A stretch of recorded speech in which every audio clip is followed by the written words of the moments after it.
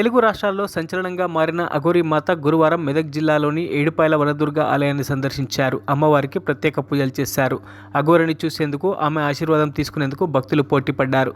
సనాతన ధర్మ పరిరక్షణ కోసం హిమాలయాలను వదిలి దేశంలో పర్యటిస్తున్నానని వారు తెలిపారు. అఘోరి తన మాటలు, చర్యలతో వివాదాస్పదమయ్యారు. కొద్ది రోజులుగా ఏపీలోని శైవ క్షేత్రాలను సందర్శించిన వారు ప్రస్తుతం తెలంగాణలో పర్యటిస్తున్నారు. श्रवणाय कुर्महे समे कामान् पदकं पावनं अकालमुच्चुवरणं सर्वव्याधिनिवारणं समस्तपापक्षेकरं श्रीयोगपायलवनदुर्गा भवानी पादोदकम्